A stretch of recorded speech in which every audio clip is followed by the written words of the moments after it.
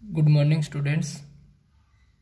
हमारा चैप्टर चल रहा है खनिज और शक्ति संसाधन।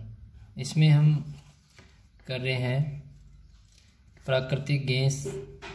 प्राकृतिक गैस से पहले हमने जो टॉपिक किया है वो है परंपरागत स्रोत। परंपरागत स्रोत में हमने किया है ईंधन, ईंधन के बाद में कोयला प्राकृतिक स्रोत में, इसके बाद में पेट्रोलियम, पेट्रोलियम के बाद में प्राकृतिक गैस। तो आज हम करेंगे प्राकृतिक गैस, ठीक है। प्राकृतिक गैस पेट्रोलियम निक्षेपों के साथ पाई जाती है, यानी जहाँ पर पेट्रोलियम के भंडार है वहीं ये प्राकृतिक गैस है वो हमें पाई जाती है। और तब निर्मुक्त होती है जब अपरिष्कृत तेल को धरातल पर लाया जाता है, पेट्रोलियम को बाहर निकाला जाता है, तो साथ में ये प्राकृतिक गैस है वो इनके भंडार भी वहीं मौजूद है। इसका प्रयोग घरेलू और वाणिज्य ईंधनों के रूप में किया जाता है। घरेलू कार्यों में हम रसोई में या अन्य जगह इसका काम लेते हैं। रूस, नॉर्वे, यूके और नीदरलैंड प्राकृतिक गैस के प्रमुख उत्पादक है। अब रूस में, यूके में, नॉर्वे में, इन देशों में प्राकृतिक गैस के भंडार पर्याप्त मात्रा में है, ठीक है, और काफ़ी मात्रा में उत्पादन करते हैं। भारत में जैसलमेर, राजस्थान में कृष्णा गोदावरी डेल्टा, ठीक है। अब डेल्टा बता दूं आपको क्या होता है। जब नदी, मान लीजिए ये नदी है, ये समुंदर है, ठीक है, यहाँ के गिरेगी ये, तो इससे पहले इसमें पानी कम हो जाता है और ये कई शाखाओं, कई धाराओं में बट जाती है, ठीक है। इसे ही डेल्टा कहते हैं। अब जो ये धाराएं बट गई, यहाँ बीच में क्या मिट्टी होगी और ये कई धाराओं में होकर समुद्र में गिर जाती है, तो इसलिए इसे डेल्टा की संज्ञा दी गई है। तो कृष्णा गोदावरी डेल्टा, इन नदियों के जो डेल्टा है लास्ट में समुद्र में गिरने से पहले, त्रिपुरा और मुंबई के कुछ अपतटीय क्षेत्रों में प्राकृतिक गैस संसाधन है। विश्व के बहुत कम देशों के पास प्राकृतिक गैस अपने पर्याप्त भंडार है, तो बहुत देश कम है विश्व के, और उनके अंदर प्राकृतिक गैस बहुत ही कम पाई जाती है, ठीक है। हमारे द्वारा जीवाश्म में ईंधनों के उपभोग की तीव्र वृद्धि ने चिंताजनक दर से इन्हें समाप्ति तक पहुंचा दिया है। अब हम क्या कर रहे हैं, संसाधनों का बहुत अधिक मात्रा में प्रयोग कर रहे हैं, तो इसलिए ये जो संसाधन है कम पड़ते हुए नज़र आ रहे हैं। इन संसाधनों के जलने से निकलने वाले विषैले प्रदूषक भी चिंता का विषय है। अब जब इनका हम उपयोग करते हैं तो इनसे प्रदूषण होता है, ठीक है, वायु प्रदूषण होता है, तो वो भी हमारे लिए, स्वास्थ्य के लिए खतरनाक है और चिंता का विषय बना हुआ है कि इसको किसी प्रकार से कम किया जाए। जीवाश्म ईंधन का अनियंत्रित जलना अनियंत्रित टोंटी के टपकने के समान है। अब यहाँ कहा इसने कि जीवाश्म ईंधन का अनियंत्रित जलना, यानी ये जो ईंधन है हम इसका दुरुपयोग कर रहे हैं अत्यधिक मात्रा में, तो इसका हमें दुरुपयोग न करके सदुपयोग करना चाहिए। तो इसने ये उदाहरण दिया, टोंटी, यानी जो हमारा नल होता है उससे अगर मान लीजिए पानी टपक रहा है तो वो क्या टंकी को खाली कर देगा। तो इसी प्रकार जो हम इसका दुरुपयोग कर रहे हैं वो एक पानी की टंकी से नल टपक रहा है और वो टंकी एक दिन खाली हो जाएगी, इसलिए इसने उदाहरण दिया है। इनसे हमारा ध्यान ऊर्जा के विभिन्न गैर परंपरागत स्रोतों के दोहन की ओर बढ़ाया, जो कि जीवाश्म ईंधनों के स्वच्छर विकल्प है। अब जो ये गैस के भंडार है हमें पता है भी इस प्रकार से हम उपयोग करते रहे तो जल्दी समाप्त हो जाएंगे। तो अब इसलिए हमने क्या किया, मानव जाति ने अन्य संसाधनों की खोज करना शुरू कर दिया ताकि इनके भंडार या इनके ऊपर जो दबाव पड़ रहा है वो कम हो जाए।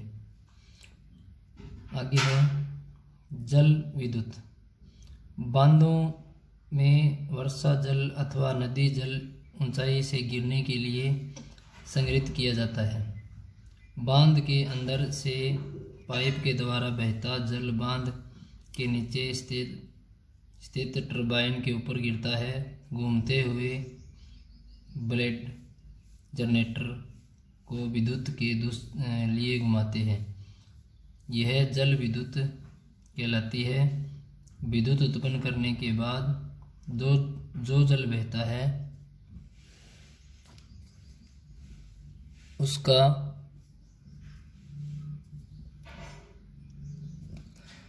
उपयोग कृषि में किया जाता है।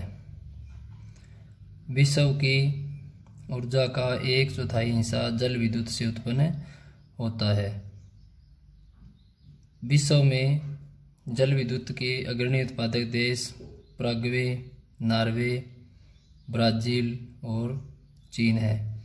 भारत में कुछ महत्वपूर्ण जल विद्युत केंद्र भाखड़ा, नंगल, बांधई, गांधी सागर, नागार्जुन सागर और दामोदर नदी घाटी परियोजनाएं।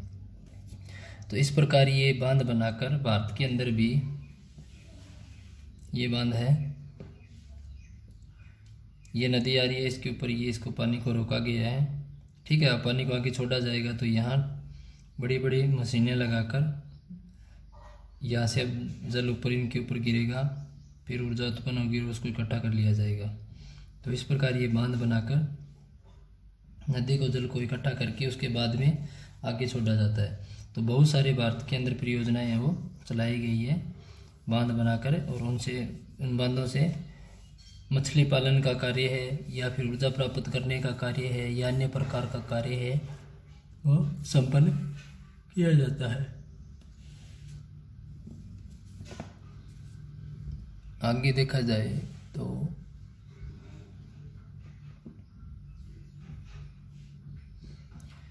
ऊर्जा के गैर परंपरागत स्रोत। अब परंपरागत में तो पेट्रोलियम, कोयला, जल, प्राकृतिक गैस ये आ गया। अब गैर परंपरागत कौन से है जिनका प्रयोग हम अभी शुरू किया है। ठीक है, पेट्रोलियम है, प्राकृतिक गैस है, कोयला है, इनके भंडार हमारे पास में हमें लग रहा है कि ये सीमित है, ये समाप्त होने वाले हैं। तो इसके बाद में हमने एक नए संसाधनों की खोज की है, उसे गैर परंपरागत स्रोतों में रखा जाएगा। जीवाश्म में ईंधनों के बढ़ते उपयोग से ऊर्जा के गैर परंपरागत स्रोत का अभाव उत्पन्न हो रहा है। यानी जो परंपरागत स्रोत है वो समाप्त होते जा रहे हैं, जो हमारी कुछ सदियों से चले आ रहे हैं उनका समाप्त होने का डर है। अब हमने क्या किया, गैर परंपरागत स्रोतों को अपनाने की कोशिश कर रहे हैं। ऐसा अनुमान किया जाता है कि यदि वर्तमान दर से इनका उपयोग लगातार होता रहा तो इन ईंधनों के भंडार समाप्त हो जाएंगे। इसके अतिरिक्त इनका उपयोग पर्यावरणीय प्रदूषण भी पैदा करता है।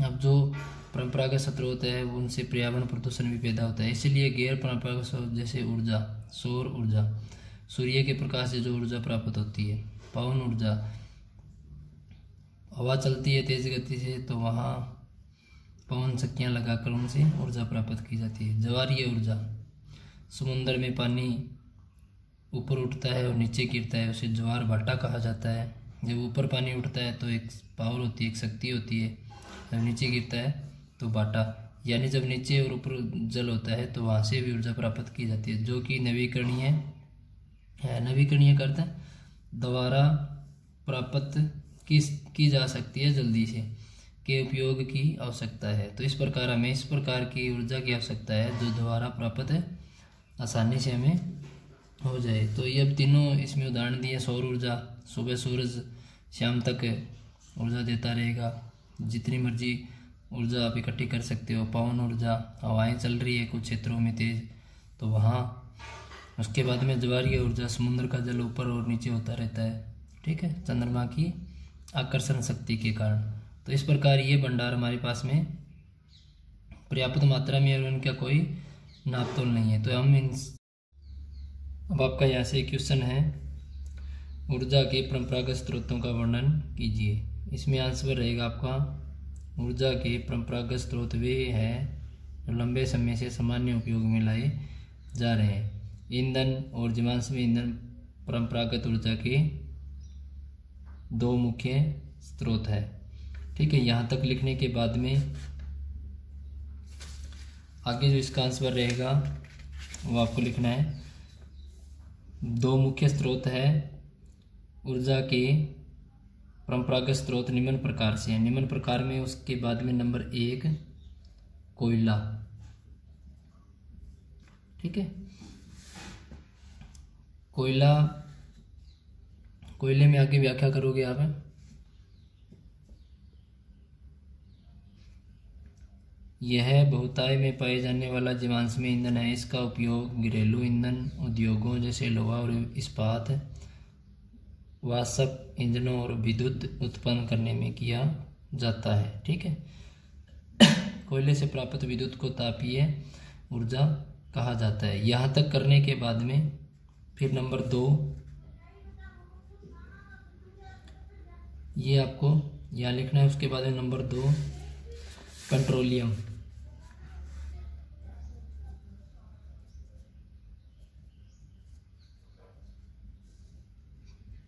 ठीक है, पेट्रोलियम में क्या है, अब यहाँ से आपको शुरू हो जाना है।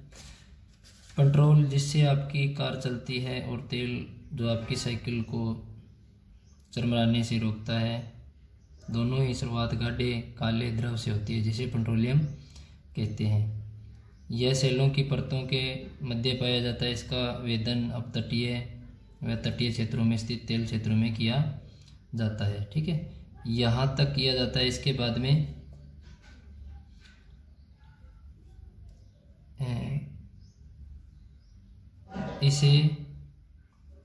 इसे शोध करने वाले स्थान पर भेजा जाता है। ठीक है, जहाँ पेट्रोलियम से विभिन्न तरह के उत्पाद जैसे, यानी ये आपको यहाँ से काट देना है। इसकी जगह शोध करने वाले स्थान पर भेजा जाता है, जहाँ ये काट देना है। पेट्रोलियम के क्षेत्रों में से किया। अब पेट्रोलियम में क्या है,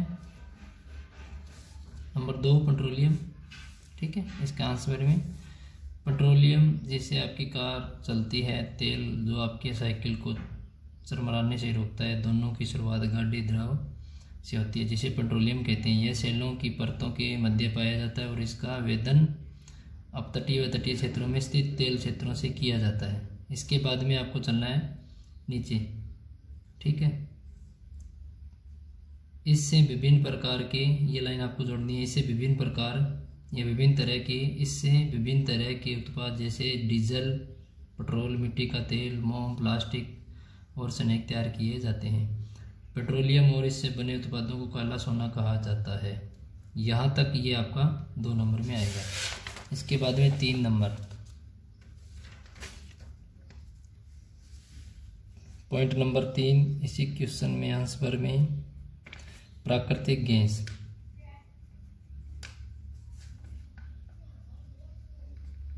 ठीक है, प्राकृतिक गैस में क्या करना है आपको। प्राकृतिक गैस पेट्रोलियम निक्षेपों के साथ पाई जाती है और तब निर्मुक्त होती है जब अपरिष्कृत तेल को धरातल पर लाया जाता है। इसका प्रयोग घरेलू और वाणिज्य ईंधनों के रूप में किया जा सकता है। रूस, नॉर्वे, जूम करके इसकी स्क्रीनशॉट ले सकते हैं आप। रूस, नॉर्वे, यूके और नीदरलैंड में प्राकृतिक गैस के प्रमुख उत्पादक हैं। यहाँ तक पॉइंट नंबर 3। ठीक है, अब आपको करना है जल विद्युत नंबर 4।